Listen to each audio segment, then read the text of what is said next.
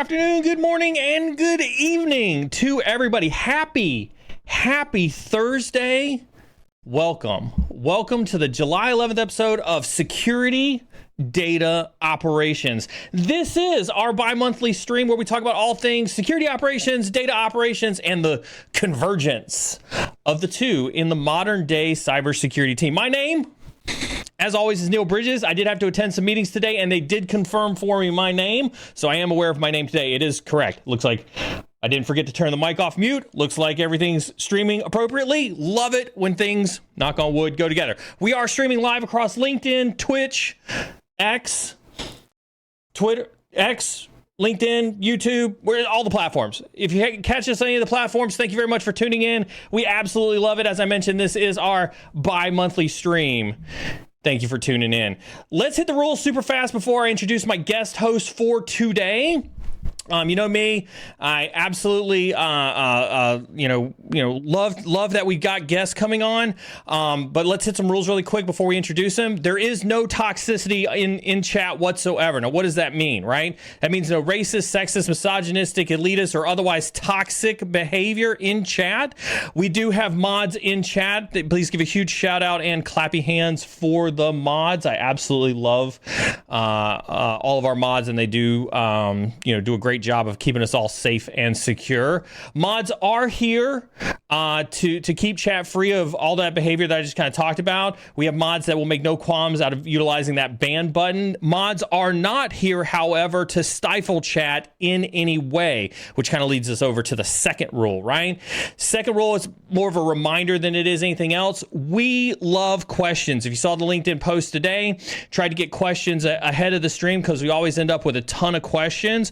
One of the values that comes from any of our streams being live is that you get access to real expert professionals.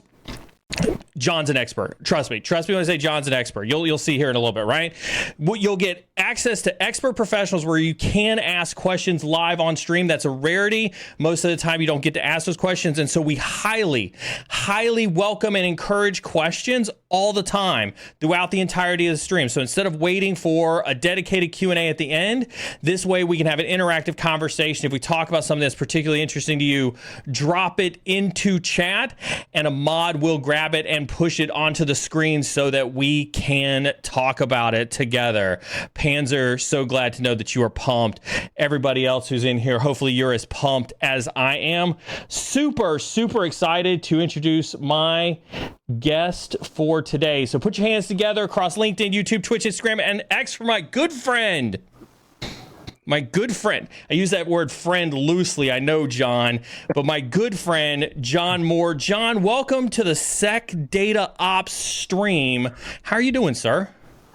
Good, Neil. Good to see you, man. Good to talk to you again. Good to see you, too. It has been a while. It's been too long. You still look like you have most of your hair, so I see that the CISO role not putting too much wear on you. I don't know. It's all white now. Does that count?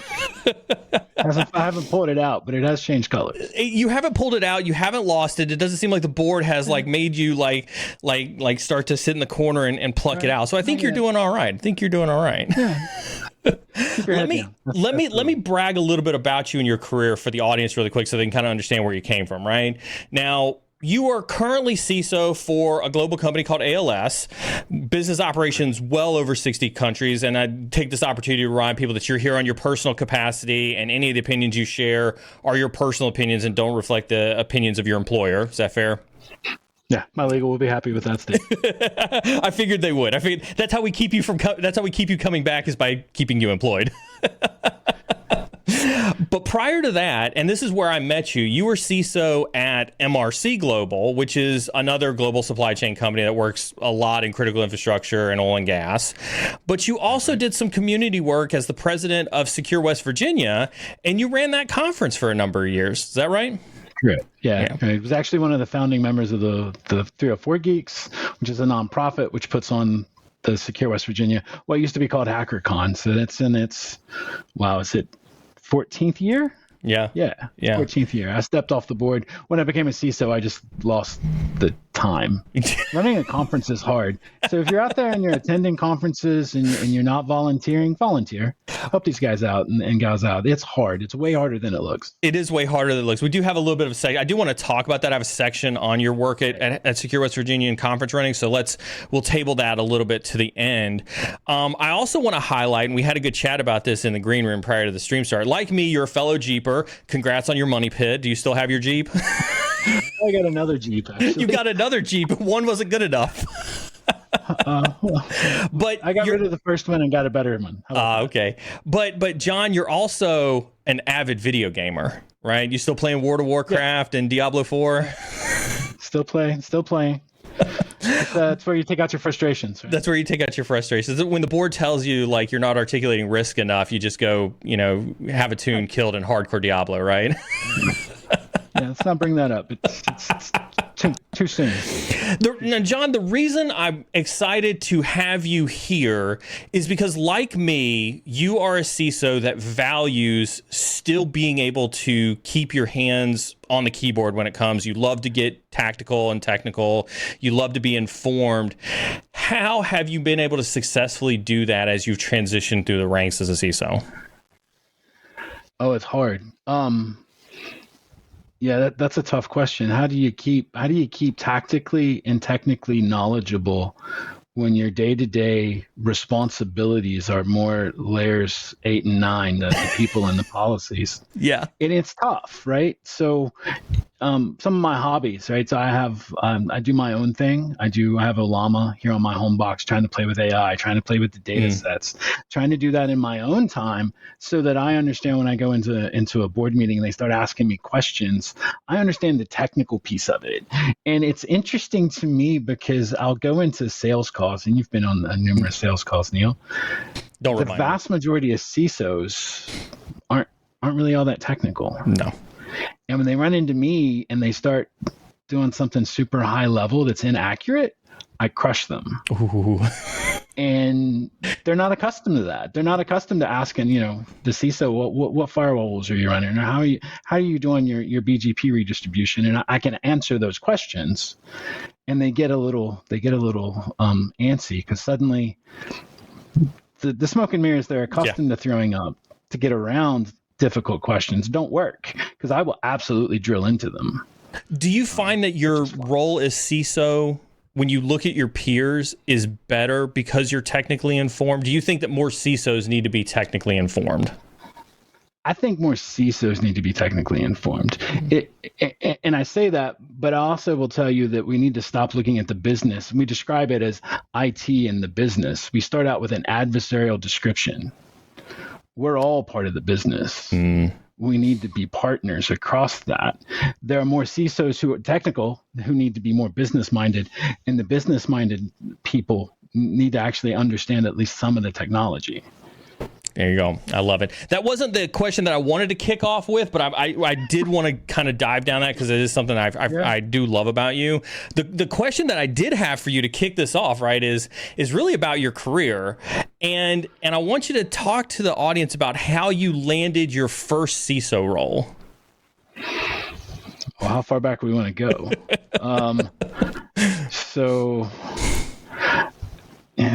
I'm atypical. Let me start there. So when people talk about their path into cybersecurity, I quit high school at 17 to pursue a music career. That didn't work out. I went to college. I got my GED and went to college with my then girlfriend, now wife of 31 years. And quit college to put her through graduate school and got a job at SAIC out of college. Yeah. And did systems administration. I was a Unix admin for AIX 3.2.5. Yes, I'm that old. And that just transitioned, right? I kept doing IT work. I finally ended up at MRC Global as a security operations lead. After I went to the state of West Virginia at one point, I built their security operations center, refined it, not really built it, and went to MRC Global. And there was an outsourcing initiative, and all these people started leaving because they didn't want to do the outsourcing, right? And that's pretty typical. Yeah. And I ended up being the CISO there for almost 2 years, and it was an educational experience. I learned a lot, but trial by fire. I was CISO like 2 weeks, and Colonial Pipeline hit. Yeah. And I'm sitting, I get a phone call on a Thursday. It's like, we need you in Houston on Tuesday. I'm like, yes, sir. So I'm sitting with the CEO on a Tuesday explaining how did it happen? What do we know? Who did it? How do we prevent it from happening here? And you said you were what, 3 weeks on the job? Yeah, it was the first month. Yeah, within the first month of you being CISO at MRC. Yeah. So we had, and MRC did a lot of global work, not quite as large as this organization in terms of footprint, but their customers were all, the major oil companies and gas companies and utilities and chemical manufacturing. All of those critical infrastructure things come with critical infrastructure requirements. And they're all really hard. And you talk about, I think we talked about this earlier. That all comes with data requirements. Yeah. What are you going to do with my data? Who has it? Who has access to it? Who can see it? Who can't? And then, and then you start outsourcing things, and it gets even more complicated. Processing agreements and so on and so forth. So that was my first CISO arrangement. So I'll bring that up because, I think your history is important for people to hear, right? CISOs come from all walks of life, but you were barely ready to jump into that role as CISO, but you came in, you conquered, you did a fantastic job, and obviously you were successful at MRC. Let's take a trip back in time, back to your West Virginia Office of Technology days, where you said you inherited the SOC, you managed the Security Operations Center for them. It was like 2015 to 2018. At that time, how big of a problem was the data problem that we see in cybersecurity today? We didn't recognize it then as the problem it is today. I'm not going to tell you it wasn't a problem, because I think it was. And I think GDPR came out around the time I was in the Security Operations Center there. And GDPR put this data, because it wasn't, and people looked at it, they're like, oh, that's a European rule, but it's not. It's a European citizen rule. We have European citizens on the network.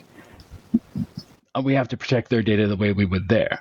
And that information, that data piece, so what a lot of stuff we did was law enforcement. We did investigations, illegal content, and some of that. That's not, you have to be super careful with that, right? So we had all these containerization rules about where this could go, where that could go, but we didn't have a structured approach to it. And understand, I had 117 agencies in that environment, give or take. We were the entire executive branch, the IT department for the entire executive branch of government here. And that, everybody's got their own rules. That's part of the thing that I did there, was refine that into, let's get to one set of security operation rules, one set of firewalls, one set of rules, one set of data processing requirements, so we know what we're looking for. What does bad look like? And what does inappropriate access look like? Because we couldn't really tell you when I started. So with that in mind, then, when you talk about what does bad look like, how did you leverage kind of the, an operational construct around that threat data to enhance your incident response capabilities, enhance your security operations capability? How did you use that data around threat intelligence to kind of enhance that? Well, we started really with visibility, right? We put in new firewalls that we actually put in non-blocking mode. We wanted to see everything. I want to see all of it before we make decisions. And the first rule wasn't blocking inbound traffic. It was blocking outbound traffic. If a malicious beacon was coming inbound in a response to something we had sent out, we wanted to know about it. And we wanted to know what data was traversing the network. So we had to turn up a bunch of and in the US, it's easier to do than other places in the world. Turned up SSL inspection. We turned up blocking of non-standard ports. We started investigating what was happening on network versus what was supposed to be happening. And when we started turning those things on, when you start turning on FTP on non-standard ports, when you start catching stuff, you start breaking financial applications which are poorly programmed. I'll say. Back to the business conversation we were having before. Right, because the guy who wrote that program wasn't necessarily a technical person. He doesn't realize that port 81 isn't meant for HTTP traffic. It was just the next port that logically made sense to him, because 80 was HTTP and 81's next. So yeah, we get that a lot. But that was the first port. Try to figure out, what are we doing? what is the government agencies, what are they doing with data? Where does it live and who is accessing it? And then once you have a better picture of the who, what, why, well, actually, once you know who and what, you start asking why. Mm-hmm. And the why is where we started getting, I guess, good traction.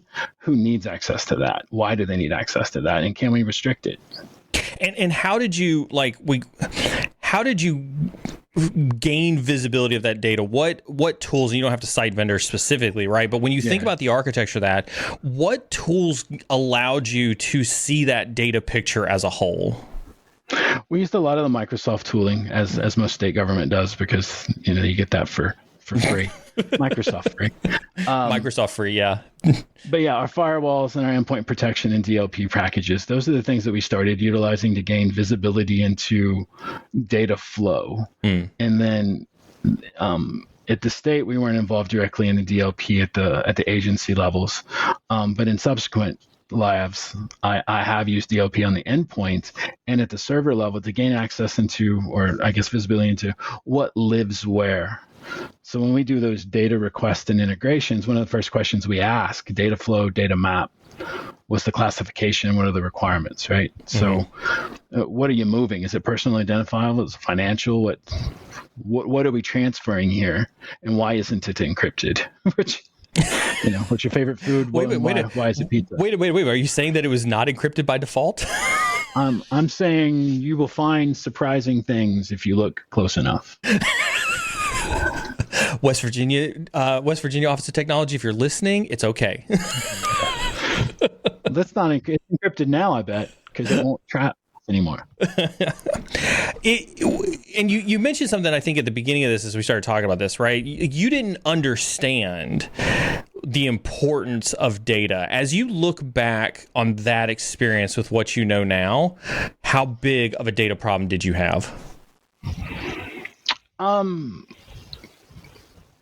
Yeah, it's tough. I don't think I appreciated the data problems that we were having. In retrospect, hindsight's 2020. There are a bunch of things that we probably could have done better at the state of West Virginia when I was there, that I could have done better in identifying sensitive information and in putting the right controls around that sensitive information. So I was over the ops team.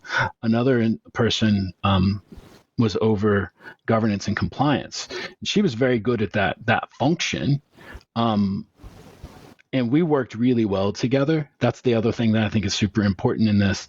I would find something and take it to her and be like, hey, we don't know what this is, but we know that it's wrong. Can we talk to somebody to get this fixed? I should have fostered that relationship more. We should have done that more often. We probably should have had a regular cadence. Today, I have a regular cadence with compliance. I have a monthly meeting with compliance. This is what we've seen. This is what we need to do. These are the regulations coming down in the future. So in retrospect, I didn't have that engagement that I probably needed to have. What stopped you from having that? Was it ignorance, or was it, were you too busy fighting fires? Like, what stopped you from having that type of cross team collaboration? I think it's almost exclusively tasking, right? Task saturation at that level, because there was a lot of chaos. We did 72 forensic investigations in 1 year. Oof. And I had a team of 5-6 people. That's at least one. That's at least one forensic investigation a week, more. Yeah, or more. Yeah. And some of those were criminal investigations. Some of those were child exploitation. There was 2 federal grand jury investigations. There's all these digital things that we had to produce. Because remember, every state library education system, we had visibility into all of these public Wi-Fi networks, and anything somebody would do on a public Wi-Fi network, we could potentially have to investigate. Yeah. And so, yeah, that scope, that creep was really, really broad. That task saturation is something I can relate. I don't think people realize, like, in that defensive side of things, task saturation, that's a very real problem. Like, there's a lot going, especially on, I think it's important to say, and tell me if you agree with me on this or not, right? In well-run security operations team, task saturation is a very real problem. Yes, I'll agree, because the more you see, the more there is to do. That's right. And the more policies you have that restrict or constrain data, the more tasks you're going to have in tickets. That's right. I wanted to put a really fine point on that, because like I think that I hear horror stories to this day, and I have before in the past. Like I can remember, I think I can talk about this. Like, you know, when I was working at Abbott and we were going to acquire St. Jude Medical, and we did our kind of like, you know, pre-day one, trying to get to know the security ops team that I was going to be inheriting and things like that. And I asked them, I said, well, how many incidents do you deal with on a daily, weekly, monthly basis? And they said, yeah, we probably deal with about 5 on a weekly basis. I think everybody on my team got this like type of feeling, because it was like, oh my God, what are you not seeing? Right. Yeah. That's funny. I do 250 a month. Yeah. I think we got to a point where we were doing a couple hundred a day after we got everything put back in place. And again, I think John makes a really good point here that I want Chad to take away from. The more you see, the more data you have access to, the better your security operations team can run. And I would add to that, though, there's a role now for automation that we didn't have at the time. So I run 2,500 to 3,000 as incidents a month, but only 200 or so get escalated to the point of human eyes investigating them further. Right. And that's 4-ish a day. There are 22 working days in a month on average. Right. Yeah. So we usually do that. And it's pretty consistent.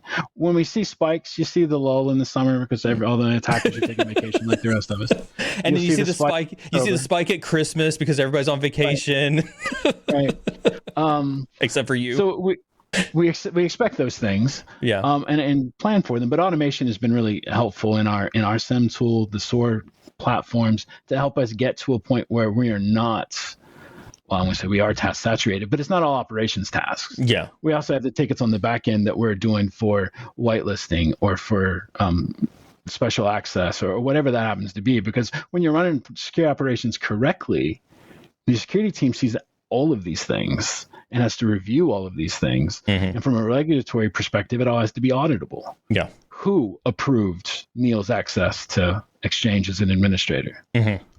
And do you have documentation to show that? So that's part of the challenge. When you're doing it right, it's harder, I should say. Let's leave West Virginia Office of Technology for a second. Let's go to MRC Global, right? You got thrown in. There was a lot of education by fire. You kind of moved out of that security operations space. You were in it for a little while, and then you took over as CISO for a while. How did your lessons learned from West Virginia Office of Technology, how did they inform your operations of the SOC at MRC Global? It's that's a good question. Entirely different environments, right? So state government is one level of authority and expectation. Private sector is different. Publicly traded private sector, Fortune 500, different still. Because now you have greater reporting requirements. If you're in a publicly traded company today, you have SOX as well as SEC reporting requirements on cybersecurity. Those weren't in effect when I was at MRC Global, but they were in draft, so we knew about them. I worked on them. The thing that I think I took from the prior position, though, was the communications that I had to have with executives. It's the cabinet secretaries of a state agency. It's the director of an agency or department of an agency head. Those individuals don't necessarily understand what it is I'm talking about. How do I explain it to them in terms that they can grasp and make educated decisions? That's the thing that is probably that separates CISOs from SOC managers a lot of times in the operation spaces. Can you explain it to someone who doesn't do it for a living? Because we have a different vocabulary than regular people, but I think that's true of all technical domains. Probably non-technical domains. What was some of your biggest initial challenges? Like I can imagine like those first sets of meetings is you have this idea in your head about how you should be communicating with these people. What was kind of that first crash and burn like for you when you went to go talk to them? Value propositions. State government, I didn't have to do value proposition. I had a budget or a goal and I had to go get it. In the private sector, Why? What value does it bring? What's the return on investment? How does doing something slower make us more money? Or, whatever that happens to be. And it's trying to define that. Why is this data important? How are we going to do it? And one of the things that I think I took out of it, because it's constant education, right? We had a data officer at the time.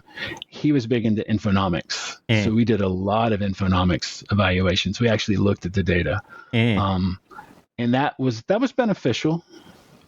But I think that was probably one of my key challenges, just trying to find the value proposition in data and security, specifically security ops. Because most of our stuff was outsourced, right? I had multiple vendors I had to deal with. How do you get all of those third-party processors? How do you get value out of that back to the board? How do you show value? I want to pivot on you because you bring up the third-party one. I think this is an awesome segue about third parties. When I first started talking to you back when you were at MRC Global, one of the problems that you explained to me that you were dealing with pretty constantly was you didn't know what your third parties were doing from a security perspective. You didn't have visibility into the same areas that they had visibility into. You couldn't investigate the same way that your third parties were able to. Can you kind of talk through kind of how that conversation went down with us and what some of the challenges you were trying to understand from a security perspective, what your third parties were seeing from an incident response and security operations perspective, and what you lacked in that area? Yeah, and let me preface that with this statement. Every CISO thinks they can do it better. That is a true statement. What's the Fallout quote? War never changes. CISOs never change either. Yeah. Because every CISO has a vision of how they want something to be done. Yeah. And you hire a new CISO and they come in and be like, oh, that person was an idiot. This is not how it works. And you retool it. So one of the problems I had was I inherited a bunch of things that weren't mine. When I was in the operations side. And when I started in the operations side of MRC, I was like, well, this doesn't make sense because I can't see what the vendor is seeing because they had a customer portal and then they had their SIEM portal, which was different. They had better data. I got the sanitized management version at the end of the day. And I'm with the technical pieces. I want to know who, what, when, why, what was the process, how was it executed, where. I needed that level of detail, and I just didn't have it. Yeah. So that was the struggle, and it was getting technical details for a team that I had started to build internally to actually do threat hunting, to actually do incident response, to not just be reliant on the third parties. Because sometimes, SLAs are great, but they get violated. No, say it ain't so. I know, it's weird. And that credit on my account doesn't help if I got breached and they pivoted in 30 minutes or less, right? Yeah. That's not going to help. That's not offset my cyber insurance. So what was particularly challenging when you would get that, that notification from that MDR, that MSSP? Did you have to go find your credentials for the tools? Did you have to figure out where the indicator was in that tool set? Walk through kind of what was some of the chaos that ensued when you got that inevitable, hey, we see something, and now you had to go try to figure out what it was that they saw. Yeah, and you've probably heard me say MDR is more like MDN. It's more like managed detection and notification. They don't actually do much response in a lot of these tools. So what we'd get an email that said, we have this event that's taking place on this device. And it would have a general layer of detail: source, destination, activity, whatever the indicator was, a phishing email was clicked, whatever. And then we would have to go investigate the account, the computer, and we all had disparate tools. So we'd end up going to the endpoint protection package, which I don't want to out all the tools that they were using at the time, but we'd go to that package and look at the endpoint. Then we'd have to go to the web package to look at the mail and see what the links were. Go to the web proxy to look at that. So we had all these disparate tools doing different pieces of the puzzle, but no unified view. Even though we had a SIEM, no unified view. Well, hold on. You had a SIEM, but you still didn't have a unified view? Correct, because not all the data was being ingested because of the cost of the ingestion. When you have a web proxy and 4,000 users, you do about 6,000 web entries per minute. That data adds up pretty quick, and you don't know what you need and what you don't. I think that becomes the struggle. I think this gets back to a stream we had, like, I think 3 or 4 streams ago, where we talked about SIEM is dead, but, long live SIEM, right? Like SIEM is still very much a part of our security architectures on a day-to-day basis. But at the same time, we know that challenges constantly exist with SIEM. And I would add to that, not only is it, long live the SIEM, it's regulatorily required. Yeah. Depending on certain jurisdictions, you have to have logs aggregated. That's literally the compliance requirement. Yeah. Now, there's some leeway there in what you have to put in it. But, investigation data, I don't know what's important today. Right? If you're using a web proxy, your Zscalers, your Netscopes, your whatever, there's a lot of data there that's coming in about activities. What's useful? Well, I don't know, because I don't know what's bad. If we don't know the URL's bad, then you accessed it. Well, it doesn't help if I only collect the blocked. Yeah. What use is that? Yeah. So that disconnect is really hard to manage. And now I have 21,000 users in 380 locations worldwide in 70 countries. Yeah. Yeah. I don't. Let's pick on that a little bit, right? Because at MRC Global, you did lead the cloud migration and SaaS implementation efforts at MRC Global. How did that change your data picture? What were some of the challenges and best practices you had in aligning security operations with expanding into cloud and into a lot of those SaaS technologies?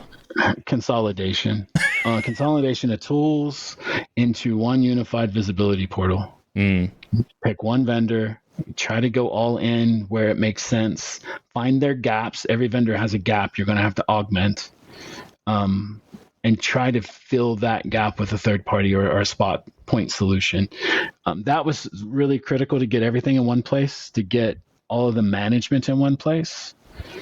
And then changing the outsourcing companies created some challenges of their own right, because then you have to build everything back from scratch, every incident response plan. But yeah, that was probably the key hurdle, getting that selection and then getting all the data into one place and getting the appropriate level of visibility for the IT teams. That was you heard me say it earlier, I don't like the adversarial approach. Yeah. We talk about the business like the business is the boogeyman. It's not. And IT is the same. Security and IT at MRC Global are actually separate entities. Security reported to legal, IT reported to CFO. So my seat was actually not in IT. I audited IT. That created a more of I want to say some friction at times, but a better partnership, because they had to come get approval. They couldn't tell me what they were going to do. I want to go back. When we did the data migration, I think that helped. I want to go back to your one tool thing, because I want to play the devil's advocate on this, right? There's I hear you. But what about vendor lock-in? What about best of breed versus best of class, right? What about all these arguments that say you shouldn't have one vendor? What was kind of your take on that as you were going through this challenge? Best of breed just leaves you with a dogfight in the ring at the end of the day, because none of the tools get along well enough. And I see Gartner talk about security mesh, and that is a utopia I have no expectation that ever. Really? Because look at the vendors, how well they don't get along today, and we expect that to change. So I could have CrowdStrike EDR and Microsoft this and Zscaler that, and they all share and talk to each other. Who owns that connection? Because everybody's going to want to bill me for something. And that's just the cynic, jaded side of security. Yeah, but it's one of the reasons why I love to chat with you. You share my cynicism very much. But what if, you say that, if you take off your cynic hat for a second, isn't that what you do want out of security, though? You want to be able to have access to the data that exists in each of those vendor platforms. You just don't want to be locked into their subpar solutions to get there? Correct. That is the perfect, I guess, outcome. One of the reasons that I selected the SIEM that we have today here, I didn't want the vendor to own the data. I own the data. I own the SIEM. I pick who runs the administration sitting on top of it. I can outsource that to whomever I want. But I own the SIEM and I own the data. I ultimately pay for the storage. I don't have to worry about that piece. I just have to budget it. just a different equation. But yes, I mean, ultimately, you would love for your vendors to get along well enough to understand that they don't do everything well. But nobody understands that they don't do everything well. They got to get that market share, baby. They got to get that market share. Right? If you're not market leader in a category, create a new category. In that, that's how it works. That's definitely honestly, like I can empathize with you, right? Because I'm the same way on XDR, right? Like, and I think we've talked about this a little bit before in the past, right? Is XDR was what all of the SIEM and NDR vendors were supposed to be doing in the first place, right? But now we've had to create a new category for everybody to be a part of it. Yeah. Speaking, Listen, go ahead. Like you said, though, I think that's what we ultimately want. We would love for them to work that way. Yeah. But I don't see that happening in my future.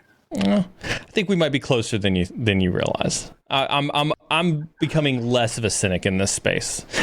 Let's move on to a little bit more recently at ALS where you're at now, and I'm gonna ask some questions. Obviously blanket statement, right? Answer what you're comfortable with, and I'll try to keep these questions broad so that I'll try to help you stay safe on this one.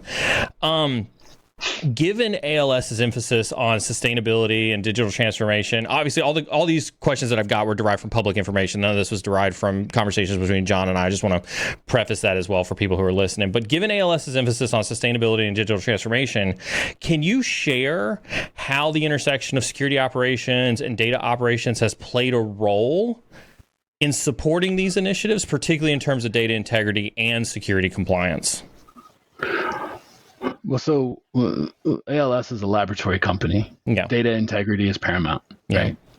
We are literally testing and providing results to our customers, and nothing is more important than accuracy of that information. So we take that very seriously. How do I play a role in that? Well, it's about access control to the data, encryption of the data in transit and at rest. It's about being compliant. And when we have 71 plus business entities in our annual report, those are individual entities or business units around the world because we grow through M&A in a lot of places. That creates different ERPs, different data sets, different data residency requirements. I have a whole series of spreadsheets. I know. I was always the guy who was like, spreadsheets aren't a database. You shouldn't use them that way. Guess what I use as a database? To try to keep track of who owns what. Where does it live? What are my regulatory requirements? Who's my point of contact? Do I have notification clause requirements? There are a lot of pieces to that today. And we acquired 2 companies in Europe recently that just dialed all of that up to 11. Germany is really hard. Their GDPR rules are much tighter. I was gonna ask you. I do have a very specific question about that, right? Because of all your acquisition expansion efforts, there's got to be, access to data has got to be just crazy for you. And so how, you talk about spreadsheets, tracking at the tactical level, but strategically, how has that data diversity, how's that changed your strategy going into ALS? I used to scoff at the zero trust models and whatnot. I still scoff at it. But I understand now the goal perhaps better, or the implementation of how you can do that. So that's one of the things we're trying to do. And we're not 100%, right? It's about how do we enable access from disparate systems securely. And you come down to, and I hate to say zero trust, you come down to user-based access requests. And how do we do that? Give an example of that, if you can, just for folks to understand like what you're talking about with that. We acquire a company and they come with their own ERP, their own laboratory software, their own set of customers and processes. Well, first thing we got to not do is break their environment, but we need to integrate them into our environment so we can migrate. So I need to maintain that piece without disrupting the business. The way that I do that today, or try to do that today, is that we isolate them on their own VLAN basically, and we keep them autonomous. and we integrate that to us, but that's where we start applying zero trust. We don't trust inherently both directions, right? We have to do a compromise assessment. We have to look at the data sources. We have to understand what do they have. We have to implement our security tools and our security stack. And once they get our security stack in place, well, now I can start opening up their access because I know that their machine is safe. The user account is valid and MFA'd. Now I start giving them access to the web portals. And that's how we start controlling and applying that zero trust model. It's zero trust is just user-based access control. I mean, it's not new words, concepts, the same stuff we've always been doing. It's AAA, but done at the endpoint level instead of at the central level. Access, and I say AAA because I'm old. Authentication, access, and authorization, right? Those are the things that we do, right? I still look at it as who are you? What do you want to do? And are you authorized to do it? And, my team, security, doesn't need access to financials. Why should we ever access an accounting server? We shouldn't. So we start building those containers around that, or VLANs, containerization, whatever it happens to be for that particular technology. And then we end up with, not everybody follows the same set of rules. We end up with legacy access. You end up having to containerize things or put them into other compartments so that you can securely access it when it wasn't ever meant to be securely accessed. And it's an interesting challenge. I love that, and I love the question that came below, right? Please expand on zero trust as it's really getting pushed. I think I share with John this feeling, right, when we talk about XDR, when we talk about zero trust, when we talk about some of the things that get pushed, like John's cynicism is rooted in fact, right? A lot of companies need money, and to make money, they have to create categories with Gartner, because most uneducated CIOs and some CISOs and other technology leaders will look and say, well, I only want what's in the upper right of Gartner, because obviously Gartner, being an expert, has said that those are the best solutions, and thus we end up with categories like XDR and zero trust and things like that. But what you just heard John explain, and what I think you make a really good point of, John, is that you took the theory, you took the academic paper behind zero trust, and you said, how does this really work in my environment with my controls, with the data that I have to protect, and how do I apply that in a practical matter? And my favorite example, and it's probably easier to wrap your mind around, is SD-WAN. What is SD-WAN? Software-defined wide area network is a policy-based route. Yeah. That's all it is. They'll put pretty interfaces around it. They'll put other stuff into it. They'll try to make it. It's just a policy-based route. If condition is true, go here. Now, from a security perspective, there's a lot of advantages to that. I can route traffic different places on demand. I can make my network and our security apparatus more malleable to a particular instance, right? If an accountant is traveling and we don't generally have an accountant at that site, well, they can still get to their network because of the SD-WAN capabilities, right? Like, oh, John's allowed to access the SIM from anywhere. Go ahead and open up this tunnel. Yeah, there are advantages to it, but it's really it's marketing on top of things that we already should be doing, at least at some level. Now, don't get me wrong, some of them are amazingly useful and automated and all that. But when you boil it down, zero trust is you're just pushing the security authentication to the endpoint. That's really all we're doing. We're moving it out because we don't have walls anymore. It used to be easy. We had walls. We had walls. We had data centers. We had offices, and you had to drive to them. Right. Now we don't. So we have to come up with other ways that Neil is Neil and John is John, and they're.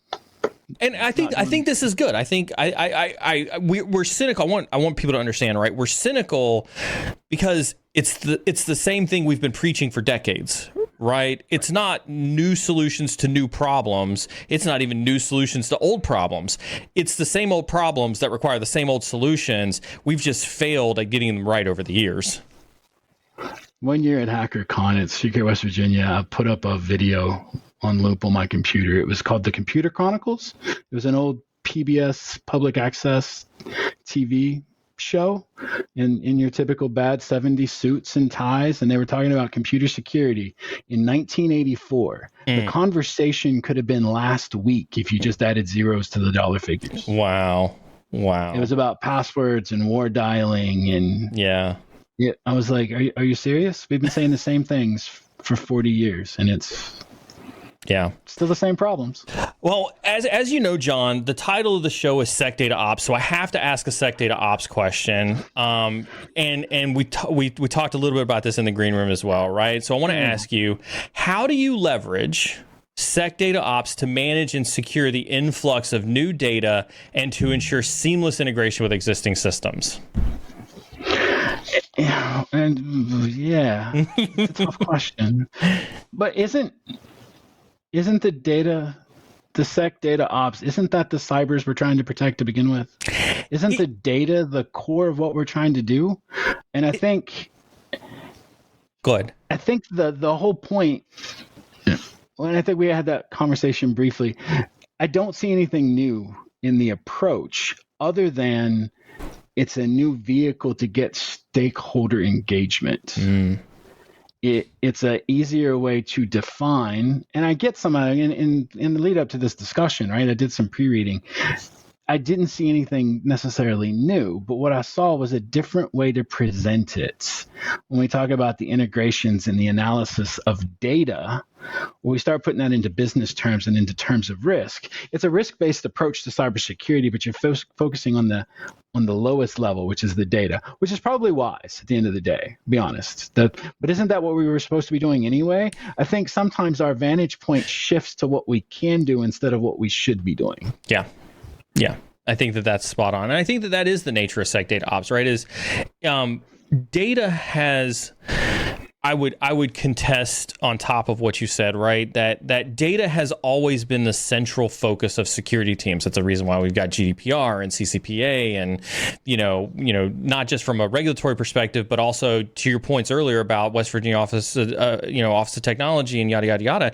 You needed more data to do your job at security operations, and so data has become so central. But we've been focused on this technology and that technology and zero trust and XDR and blah, blah, blah, blah, blah, blah. But we've lost focus on not just the data, but the growing data environment that's happening around us. Like, wouldn't you agree that like the amount of data that we have to secure in our own individual companies, let alone as a cybersecurity industry, far outweighs anything we've ever seen in our entire careers, and probably would do nothing but get larger? And growing exponentially. Yeah. And the data sets that we have in this environment are staggering to me. In one of my prior jobs, I worked with a DoD agency. The data, we had 20 plus petabytes of data. And that was 15 years ago. I can't imagine what they have today. When we look at the data, in data classification, data tagging, you look at the explosion of AI. What does AI live on? It lives on data. But now that data is being aggregated and derived to provide something else. Well, who owns that new piece? And how do we tag that now? Because that's been processed and manipulated by non-human. How do you tag that? That's a new regulatory requirement that I have to manage too, right? The EU AI laws. So there's a lot of that stuff that's currently, I'm going to say nebulous. There are a lot of gray areas in what do we do with this data? Who owns it? Who uses it? How do we use it for cybersecurity operations? How do we inform our defense systems? Like, not just on the customer side, but how do you use that data on the defensive side? And who's access? The who, what, why questions are still valid. Yeah. But now you have to ask them in real time across much larger data sets, and the risk is much higher. Because data is not going anywhere, and it's going to keep getting broader and broader in terms of scope, as will the regulations. That's the unfortunate reality. Until we get to that critical mass point where we have a global, or at least agreed upon standards at the global level it's just going to keep getting worse. I mean, I look at it, and people look at GDPR like, oh my God, look at GDPR, it's hard. I'm like, what's harder is 50 states that don't have anything in common. Yes. 50 different state requirements on privacy and data. Right. Yeah. Right. And throw the question out there, who regulates biometric data? One state. We had time clocks that had fingerprint readers. Ugh. Guess where we didn't deploy them? Oh, no. Yeah. Yeah. That one state. That one state. I was like, no way. Yeah. I'm not going to try that. Yeah. All right. Let's. We got a few minutes to go. I want to be respectful of your time, John, because you did say you had a hard stop, and I want to be super respectful of it. Reminder to everybody to get the questions in before we wrap up, just in case there are any questions that want to come across any of the platforms. We are watching for those. I want to talk about Secure West Virginia. I want to talk about your community efforts before we wrap up. You were president of Secure West Virginia, 304 Geeks. Can you talk a little bit about the different types of initiatives that you spearheaded to foster community involvement in cybersecurity? Oh, man, that's a great topic. One of the things I think I'm most proud of with Secure West Virginia is reaching out to college students and to non-traditional people. We always talk about this cybersecurity shortage in staff, and I kind of push back on that. I don't agree. I think we have a shortage of unicorns, of perfect people, but there are lots of people with interest and aptitude, and I think it's getting the right vocabulary, getting the right components in place, and giving a safe place for people to try. I don't like some of the industry's mantras and obnoxiousness around, and we've had that conversation, so I'll shut up there. But we did a CTF, and that was one of our favorite things to do because it wasn't necessarily as competitive as some of the other conferences, because we would literally go around and help people. How do you do this? How do you get this flag? How do I breach this Windows system? And show them, because hands-on experience coming from a guy who didn't, get college education around cybersecurity is a way better teacher, right? Get your hands dirty. Yeah.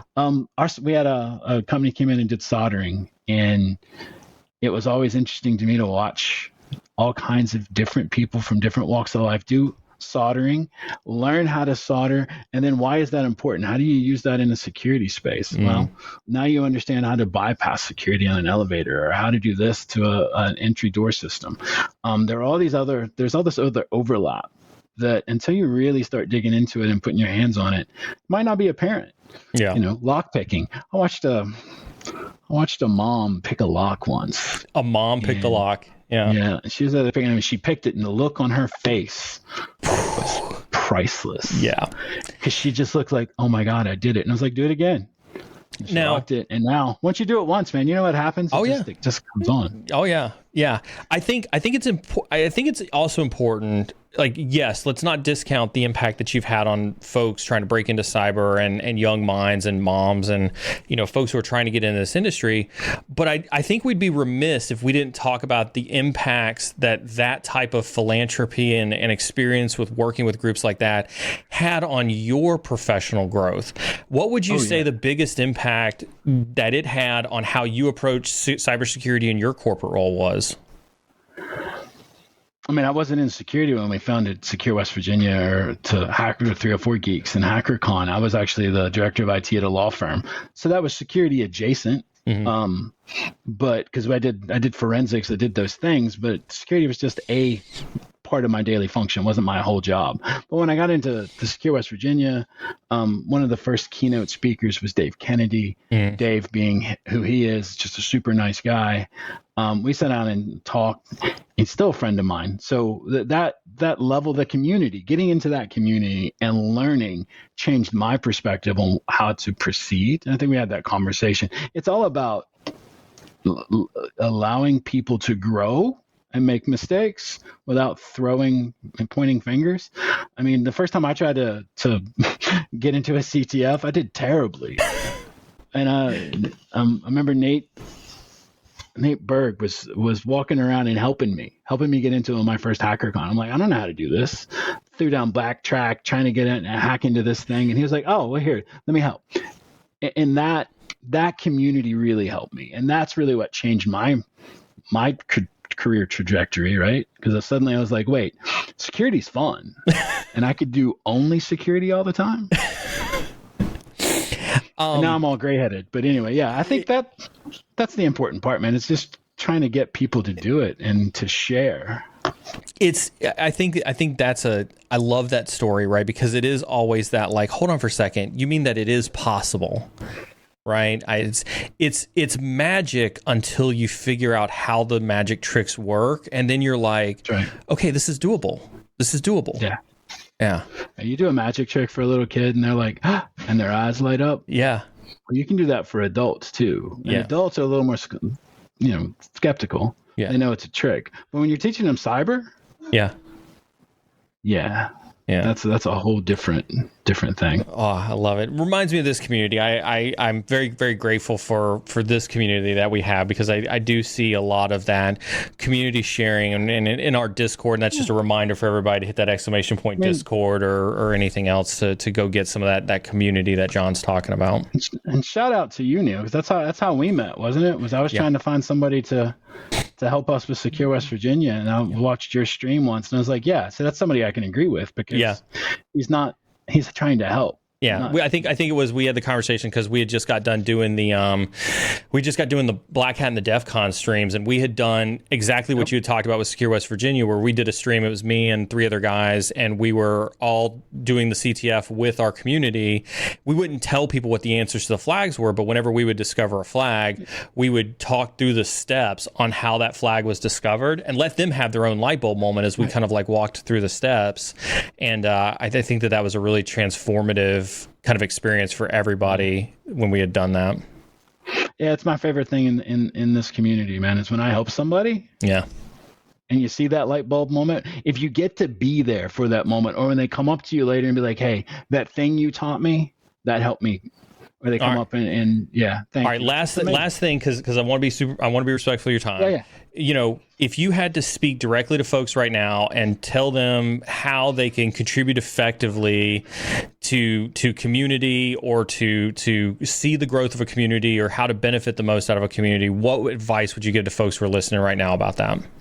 That's straightforward and easy, Neil. Volunteer at your local conference. If you don't have a local conference within a couple of hours, make one. Reach out to me on LinkedIn. We can help build conferences anywhere. I love it. I love it. There's lots of people out there in this space. You can hit exclamation point guest in chat and get access to John's LinkedIn. I highly encourage you to do so and reach out to John. John's a fantastic individual. John, thank you so very much for joining us on the Sec Data Ops stream. I absolutely appreciate it. My chat absolutely appreciates it. Chad, drop some love for John as we send John on his way. John, have a great one, sir. Thanks, sir. We will see you later. Thank you. Oh, I love it. I love John. John's amazing. I always did enjoy, my chats with John over the years. He's a great individual. Please reach out to John across all the social media and go chat with him. Thank you all very much for joining in today. We will be live tomorrow for Tea with a Hacker. It is Friday. We will be live tomorrow, so do make sure you do have those notifications turned on, because we will see you in the morning. That will be our Cyber AMA, where you can get any and all questions answered, as we have some nice little tea. Till then, whether you're on the red side or the blue side, or still deciding, keep learning, and we'll see you next time.